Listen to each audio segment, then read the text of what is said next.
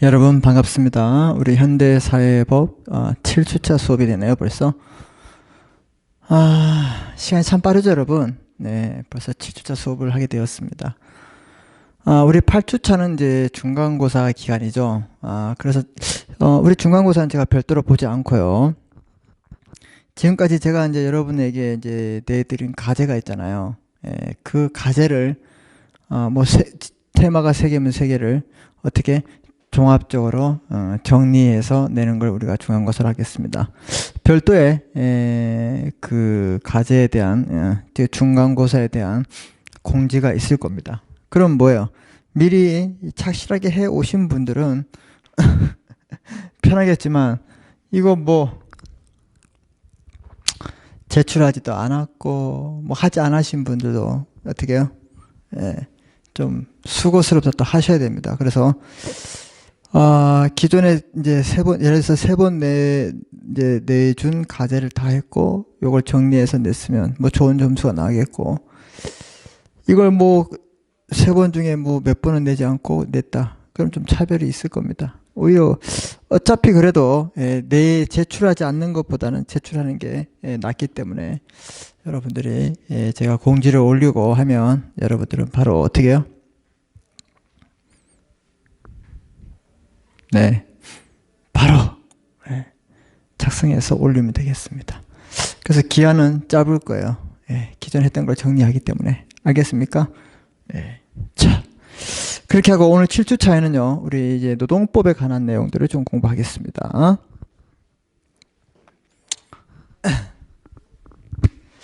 이번에 이제 노동법은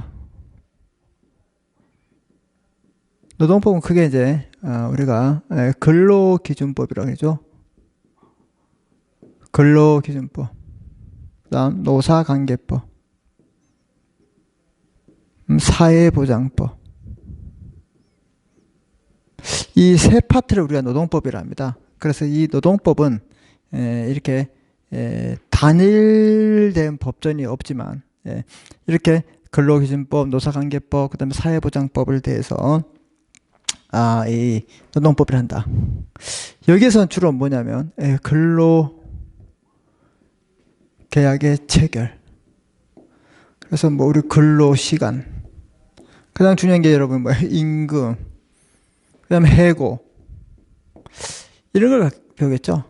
여기서 이제 노사관계법은 쟁의가 뭐냐, 스트라이크라 그러죠. 우리 파업하고 막 그런 것들.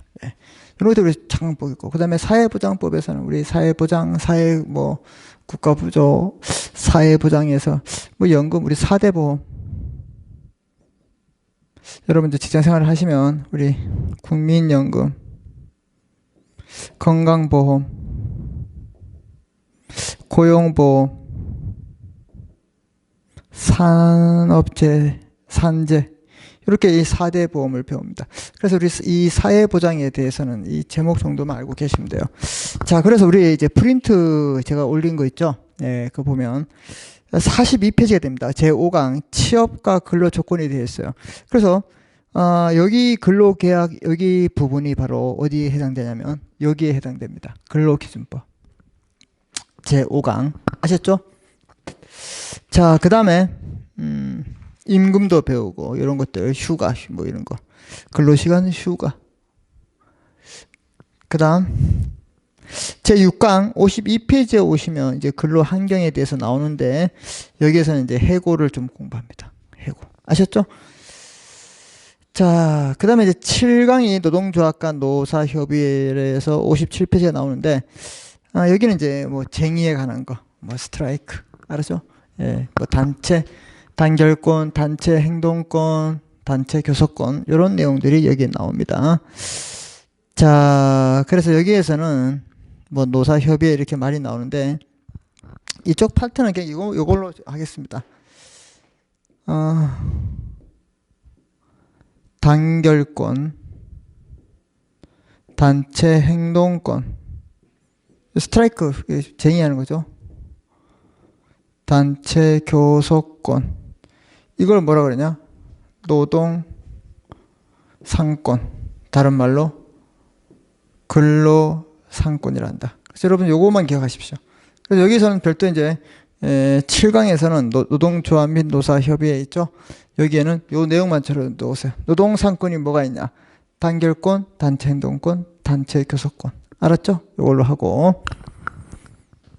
자, 그 다음에 쭉 넘기시다가 이제 어디에 오시냐면 63페이지 보시면 이 사회보장제도에 있어요. 사회보장법이 있는데 이런 것들은 우리 뒤에 보시면 사회보험에 있는데 국민연금 64페이지 건강보험, 고용보험, 그럼 산업재해보상보험 있죠. 그래서 여러분들 자, 이 사회보험에 대해서 1번 동그라미 국민연금, 2번 국민건강보험, 그 다음에 4번에 보험제도, 다음 페이지 5번 나와 있는 거 산업재, 산재, 이걸 우리 4대 보험이라 합니다. 알겠습니까? 그래서 이렇게 4대 보험송도 기억합니다. 자, 그래서 이 노사관계법에 대해서는 우리가 뭐 노동상권의 요 제목만 기억하시고 사회보장에서는 4대 보험 요 뭐가 있는지 요것만 기억하시면 되겠습니다. 그래서 여기서는 그것만 보고요. 그래서 주 수업은 근로기준법에 해당되는 바로 근로계약 체결, 그 다음에 근로시간, 뭐 휴가, 임금, 그 다음에 해고, 여기를 우리가 중점적으로 학습하게 된다. 이렇게 보시면 돼요. 지금 여기 이제 공부할 겁니다. 이해됐죠? 네. 자, 그래서 다시 42페이지에 오시면 여러분 42쪽에 오시면 거기 로마자 2번에 오세요. 근로계약의 체결과 당사자. 근로계약을 누가 체결할 것인가 중요하죠. 그래서 근로계약의 의의를 보시면 근로계약이란 근로자가 우리 같이 이제 일하고 싶은 사람들 근로자가 사용자 뭐 오너들에게 근로를 제공하고 사용자는 이에 대해서 우리를 뭐 한다? 임금을 제시한다. 자, 우리는 근로 동그라미 치시고 제공하고 그다음에 임금 지급하는 것은 사용자. 요걸 핵심으로 해서 체결된 계약을 근로계약이란다. 그래서 근로계약의 체결은 근로관계가 성립하고 거기에 따른 권리와 의무가 발생하게 된다. 아시겠죠? 예, 요건 꼭 기억해야 됩니다, 여러분. 그래서 다음 페이지 보시면 이 근로계약의 당사자 보세요. 근로자 누구냐? 직업의 종류와 관계없이 임금을 받을 목적으로 사업이나 사업장에 근로를 제거하는 사람. 더 중요한 건 취업자도 근로자에 포함시킬 수 있다 이 말입니다. 이해됐습니까? 예. 왜? 우리는 취업자가 알바를 하더라도 근로를 제공하잖아요. 이해됐습니까? 자, 그 다음에 사용자 보세요. 사업주, 그 다음 사업 경영 담당자. 사업 경영 담당자는 뭐예요? 고위 간부직 같은 사람들. 그 밖에 근로자에 대해서 근로자에 관한 사항에 대해서 사업주를 위하여 행위하는 자를 우리가 사용자라 합니다. 그래서 근로자, 사용자. 이걸 여러분이 좀 기억하시면 될 것 같습니다. 아셨죠, 여러분? 네, 좋습니다. 자, 그 다음에 근로계약 체결의 방법과 제한이 나오는데, 이제 여기서부터 좀 중요하죠. 18세 이상의 근로자의 근로계약이 있는데, 사용자는, 사장님은 임금의 구성 항목, 계산 방법, 지급 방법, 소정의 근로시간, 주일, 연차, 유급, 휴가 등등등. 자, 이것들을 동그라미 칩니다. 서면으로 알려줘야 됩니다. 말로 막 하면 몰라요. 그래서 서면으로 알려주고, 근로자에게 교부해야 됩니다. 어떤 사람? 18세 이상의 근로자에게. 그리고 미성년자 별표치 있어요. 미성년자와 근로계약. 여러분들 이제 미성년자와 이제 그 고등학교 이제 수능을 보고 대학교 이제 합격해서 입학하기 전에 이제 뭐 하냐? 알바를 하죠. 그래서 이 사람들이 이제 어떻게 할 것인가? 그럼 계약서를 체결할 때 누가 체결합니까? 아빠가 해요? 엄마가 해요? 본인이 직접 한다. 이게 중요합니다. 미성년자가 직접 체결한다. 자, 그래서 사용자와 미성년자가 직접 별표칩니다. 사용자와 미성년자가 직접 근로계약을 체결합니다. 친권자나 미성년 후견인 등에 의해서 대리체약은 금지된다. 만약에 이게 대리체약이 된다 하면 아버지가 술 먹고 옆에 있는 자기 딸이나 아들한테 어떻게 해요? 막 술값이 없으니까 우리 애가 여기 와서 일해주면 된다고 계약을 써봐봐요. 그러면 그 영문도 모르고 있는 여러분 예를 들어서 영문도 모르고 있는데 갑자기 가서 일을 해야 된다. 이건 강제 노역입니다. 이런 건 절대로 허용되지 않는다. 아시겠습니까? 네. 뭐라고요? 미성년자는 직접 계약을 체결한다 이 말입니다. 자, 자. 다만 친권자와 후유인은 이 근로계약을 체결했는데 미성년자에게 불리하다고 했을 때는 뭐 할 수 있냐? 해지할 수 있다 이 말입니다. 부모가 갔는데 자식이 가서 계약을 막 하고 왔어요. 보니까 너 뭐 어디서 이런 계약을 했어? 그때 부모가 나서가지고 해지를 할 수 있지만 부모가 가서 체결을 못한다. 이걸 반드시 기억합니다. 이거요 시험 내면 다 틀립니다. 이해됐죠? 네. 자, 그 다음에 사용자는 근로계약에서 근로자가 근로계약에 불이행하면 위약금을 배상한다는 것과 여성 근로자는 혼인하거나 임신하고 출산하면 퇴직해야 하는 것을 명시할 수 없다. 옛날에는 그랬어요. 여자들이 이제 임신했을 때는 다 회사를 자동으로 퇴사해야 된다. 지금은 그러면 큰일 나죠. 옛날 분들은 이런 것 때문에 사내 막 결혼 같은 것도 못했고, 그 다음에 아기를 놓을 수도 없기 때문에 힘들었죠. 요즘은 이 어린아이들이 많아야 됩니다. 그래야지 우리 인적 자원의 인프라가 풍부해지만 나라가 발전하는데 요즘은 결혼하기도 참 힘들고 결혼도 안 하시고 적절한 대책이 빨리 나와야 되지 않을까 생각합니다.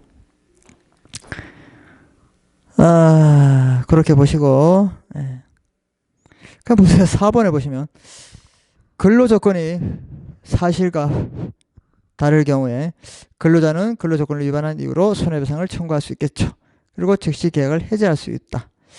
그런데 이 손해배상 청구는 노동위원회에서 할 수 있고요. 근로계약이 해제되었을 경우에는 사용자는 취업을 목적으로 거주를 변경하는 근로자에게 기양여비를 줄 수 있다. 그렇게 보시면 됩니다. 자, 그러면 근로조건을 결정할 때 1번 우리 근로기준법에 정한 근로조건이 최저기준이기 때문에 사용자와 근로자가 합의하였더라도 법정 기준보다 낮은 근로조건을 정할 수 없다 이 말입니다. 그래서 법에 정해진 것을 따라야 한다. 최저기준. 알겠습니까? 네. 자, 그다음 두 번째 근로자에게 가장 유리한 조건이 우선적으로 적용돼야 된다. 근로자가 우선이다. 그 다음 임금을 보세요. 우리 임금은 사용자가 근로자에게 근로의 대가로 법령 또는 노사 자치 규범에 근거해서 잠시 줍니다. 의무적으로 줘야 됩니다. 반드시 줘야 되고 계속적으로 줘야 되고 정기적으로 줘야 되는 그런 금품을 말하고 있어요. 2달에 한 번씩 준다. 뭐 1년에 한 번씩 준다. 정기적으로 주고 뭐 가끔씩 준다. 이러면 안 된다 이 말입니다. 자, 그래서 임금과 수당의 산정은 우리 평균 임금과 통상 임금을 기준으로 한다. 뭐 이건 좀 어렵기 때문에 여러분들 그냥 이 통상 임금 그다음에 평균 임금을 한다. 이렇게 보시면 되고. 세 번째, 사용자는 법령 또는 단체 협약에 특별한 규정이 있는 경우를 제외하고 임금 근로자에게 통화로 줘야 됩니다. 뭐 옛날에 있는 돈으로 줬다. 뭐 상평 통보로 줬다. 그런 거 말이 안 되겠죠. 그 다음에 통화라 말은 현재 가치가 있는 화폐를 말하고 있죠. 통화로 직접 줘야 됩니다. 그 다음에 전액 줘야 되고 정기적으로 지급해야 된다. 꼭 기억하십시오. 남녀는 동일 가치의 노동에 종사하기 때문에 동일한 임금을 지급해야 된다. 알겠습니까? 동일한 임금을 지급해야 된다. 그 다음에 사용자는 최저임금액 이상의 임금을 지급해야 되고 최저금액에 미달할 때는 그런 내용을 정한 근로계약은 그 부분 안에서 무효로 할 수 있습니다. 그 다음에 근로시간을 보십시오. 근로시간은 자, 이런 것들은 여러분들 이제 법학을 공부하지 않더라도 우리 교양적으로 상식적으로 알고 있으면 편하다 이 말이죠. 근로시간은 근로자가 사용자의 지휘 감독을 받고 근로계약의 근로를 제공하는 시간으로서 그 작업 개시일부터 종료시까지 휴게 시간을 제외해서 실제 근로하는 시간이다. 보통 9시에 출근해서 6시간이다. 그럼 9시간이면 땡. 점심시간을 뺀다 이 말이죠. 자, 현행 법정 근로시간은 18세 이상의 모든 남녀는 1인 8시간, 1주 40시간. 이렇게 18세 미만의 자는 1일 7시간, 1주 40시간. 이렇게 그 위험한 일을 하는 사람들에게는 1일 6시간, 1주 34시간 하고 있다. 그래서 우리가 연장 근무를 하든 뭘 하든 일주일에 돈을 더 많이 벌 필요 있는 사람한테도 우리가 뭐 52시간밖에 못한다 이렇게 했을 때는 좀 어떻게 예, 좀 힘들 수 있겠죠. 일을 더 할 수 있을 때는 더 하게 만들어 놔야 된다 이 말입니다. 예. 그 다음에 이 법정 근로 시간을 초과한 연장 근로 중에서 시간의 근로가 있습니다. 임신 중인 여성은 시간의 근로를 시킬 수 없다. 이거 기억하시고, 사용자가 18세 이상이나 시간의 근로를 시키려면 당해 근로자와 합의가 이루어지고 일주에 12시간까지만 일할 수 있다. 이거 기억하시고, 그 다음에 15세 이상인 18세 미만인 자의 경우 해당 근로자의 동의가 필요하고 일일에 1시간씩 일주일에 6시간을 초과할 수 없습니다. 그리고 사용자는 출산 후 1년이 지나지 아니한 여성에 대해서는 1일에 2시간, 일주일에 6시간, 1년에 150시간씩 초과해서 시간의 근로 시간을 할 수 없다. 왜? 임산부 몸이 풀리지 않았기 때문에. 야간 근로는 언제부터 그러니까 연장 근무하고 야간 근로 다르죠. 야간 근로는 10시부터 오전 6시까지, 밤 10시부터 6시까지. 자, 이거 보면 밤 10시부터 오전 6시 이루면, 우리 군대 있을 때 10시부터 6시까지 취침하고 일어납니다. 확실하게 우리는 군인들은 어떻게 해요? 야간 근무를 하지 않습니다. 근데 우리 훈련 때는 예외를 하죠. 야간 근로를 안 했다. 휴일 근로. 야간 근로를 임산부와 18세 미만자가 시키려면 본인의 동의. 왜? 뭐 있어야 되냐? 근로자 대표와 성실히 협의하고 고용노동부 장관에게 뭘까지 얻어야 되냐? 인가까지 얻어야 된다. 이렇게 보시면 되겠습니다. 그 다음에 사용자가 시간 외 근로, 야간 근로, 휴일 근로에 대해서 각각 통상 임금의 50%를 가산해서 돈을 더 줘야 되겠죠. 다음 페이지 보시면 법정 유급 휴일이 있어요. 주 휴일, 우리 토요일, 일요일 쉬죠? 그 다음에 근로자의 날은 근로자만 쉬기 때문에 보이고, 연차 유급 휴가가 있고, 그 다음에 모성 휴가가 있습니다. 연차 유급은 우리 연차 냈다 하죠. 사용자는 1년간 80% 이상 출근한 사람에게 15일 이상 줘야 돼요. 그렇다 하더라도 이게 25일을 넘을 수 없어요. 그래서 그런 내용들이 있으니까 읽어보시고. 자, 그 다음에 모성 이제 보호 휴가가 나오는데, 월 1일에 무급 생리 휴가. 그 여성분들은 이제 한 달에 한 번씩 이제 생리를 하면 이제 쉴 수 있습니다. 그래서 이건 그때 쉬들으면 무급이에요. 유급이 아니라. 그래서 그걸 말하고 있어요. 임신 중에 정기 건강 진단, 그 다음에 출산 전후 휴가, 이런 것들. 뭐 이런 것들은 이제 모성 보가 휴가가 있다. 그럼 연차 휴가는 뭐 우리 80% 이상 했을 때는 15일 이상 쉴 수 있는데 최대한 25일까지 할 수 있다. 뭐 이런 것들 여러분이 좀 보시면 되지 않을까, 이런 생각을 해봅니다. 그래서 지금 우리 배웠던 게 바로 근로기준법에서 바로 근로 조건, 뭐 임금, 근로시간, 휴가. 알겠습니까? 이런 것들을, 그 다음에 근로계약의 체결은 어떻게 할 것인가, 미성년자, 그 다음에 특히 중요하다 말씀드렸죠. 그런 것들을 여러분이 좀 알아두시고, 자, 그 다음에 6강에 가면 근로환경의 근로환경과 근로관계가 종료될 수 있는 거. 내가 뭐 퇴직할 수 있고, 아니면 어떻게 해요? 해고당할 수 있고, 이런 말을 우리가 이런 것들을 우리가 공부를 해야 되는데, 근로환경은요, 안전하고 쾌적한 근로환경이어야 합니다. 뭐라고요? 안전하고 쾌적한 근로환경. 1번. 두 번째, 인권 친화적인 근로환경이 제시돼야 된다. 인권 친화적인 것. 그 다음에 가족 친화적인 근로환경. 큰 제목만. 이런 환경에서 우리가 근로를 해야 된다 이 말입니다. 자, 그런데 일정한 경우에 우리가 내가 이제 정년 퇴임을 하거나 아니면 내가 스스로 퇴직하거나 이게 아니라 해고가 당하는 경우가 있습니다. 그래서 이런 해고 보십시오. 중요하죠. 해고란 사용자의 근로자의 동의 없이 일방적으로 근로관계를 종료시키는 행위를 해고라 한다. 자, 그래서 해고가 정당하려면 사유가 정당해야 되고 그 방법이나 절차에 있어서 적절해야 됩니다. 그래서 비위의 정도에 비해 해고의 양이 가하지 않아야 한다. 이건 몰라야 되고, 일단 해고가 정당하려면 방법과 절차가 적절해야 된다. 자, 그래서 거기 방가로 1번, 근로자 측에서 근로계약을 지속시키기 어려운 중대한 일신상의 사정이나 책임 있는 경우는 해고할 수 있다. 갑자기 뭐 한 달 동안 나오지 않고 두문불출하다 알고 보니까 미국에 놀러 가 있고 이런 사람 잘라야 되겠죠. 두 번째, 경영상 이유에서 해고할 수 있습니다. 막 요즘 막 경제가 안 좋고 이랬을 때 뭐 파산되고 이렇게 했을 때 어떻게 해요? 자를 수밖에 없겠죠. 자, 그래서 긴박한 경영상의 필요가 있어야 합니다. 이 경우 경영 악화를 방지 위해서 사업의 양도, 인수, 합병, 긴박한 경영상 필요가 있는 것으로 보고 있습니다. 이런 경우에 합병했을 때, 자, 그다음에 사용자는 해고를 피하기 위해서 노력을 다해야 된다. 아, 나는 진짜 열심히 했습니다. 여러분을 살리기 위해서, 같이 먹고 살기 위해서 이렇게 했다.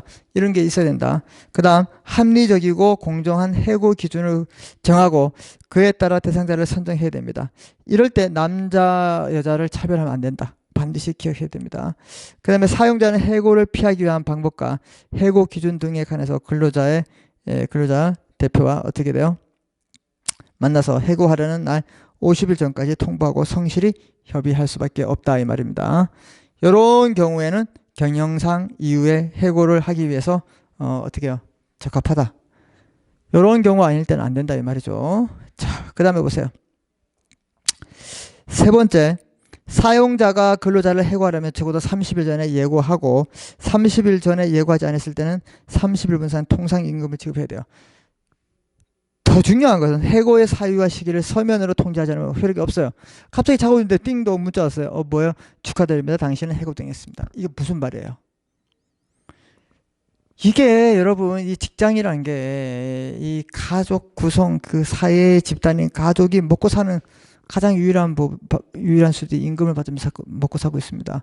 그런 생계와 관련되어 있기 때문에 상당히 중요한데 그러면 최소한 문자를 주면 안 되고 어떻게 해요?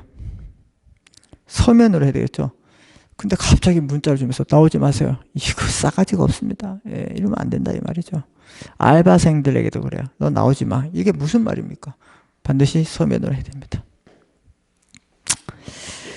자, 5번.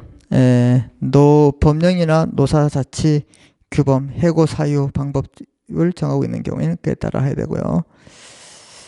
출산 전후 기간과 그 후 30일 동안, 그 다음에 업무상 부재 또는 질병이 있을 때는 30일 동안, 육아휴직 기간 중에는 해고가 금지된다. 당연한 말씀입니다. 그래서 이것들도 여러분 상식선에서 좀 알아두시면 되겠습니다. 자, 그 다음에 우리 제7강 57페이지 보시면 노동조합과 노사협의가 있는데, 자, 여기서 여러분들이 뭘 기억하시냐면, 제가 아까 말씀드렸죠? 예, 그냥 요거 거기에 제7강 노동조합 노사해서 요거 노동상권이 뭐가 있냐, 요걸 단결권, 단체 행동권, 단체 교섭권은 노동상권이다. 그래서, 그런 내용을 여기에 좀, 각필을 하세요. 그래서 그렇게 기억하시고, 그 다음 사회보장에서는 우리 4대 보험이 뭐가 있을까? 그래서 이 4대 보험은 64페이지에 국민연금, 건강보험, 그 다음에 고용보험, 다음 페이지에 뭐가 있냐? 산업재해, 산재가 있다. 그래서 그런 게 있고 이런 것들 전부 다 사회보장인데 사회보장제도에서는 사회보험과 공공부조가 있다. 이렇게 보시면 됩니다. 그래서 사회보험의 4대 보험을 여러분이 알 필요가 있다. 그래서 이렇게 기억하시면 되겠습니다. 그래서 이렇게 하고 이 노동법에 관한 부분은 이 정도 여러분이 기본 지식으로 알고 있으면 되지 않을까 생각을 하고 이 정도로도 훌륭하다고 보여집니다. 아셨죠? 자, 이렇게 오늘 수업은 여기까지 하고요. 여러분들 중간고사는 제가 별도의 공지가 있겠습니다. 그래서 여러분들이 했던 과제물을 또 새로운 과제물을 내기는 좀 여러분에게 제가 너무 가혹하기 때문에 기존에 있던 걸 정리해서 내는 방법으로 생각하고 있습니다. 그래서 그것은 별도의 방법으로 제가 안내를 하겠습니다. 그리고 이렇게 하고 혹시 9주차를 온라인을 하든 아니면 오프라인을 하든 그 뒤에 수업은 이 형사사건, 형법, 형사소송법에 관한 내용들로 쭉 이어가도록 하겠습니다. 아셨죠? 네. 오늘 여기까지 하겠습니다. 수고했습니다.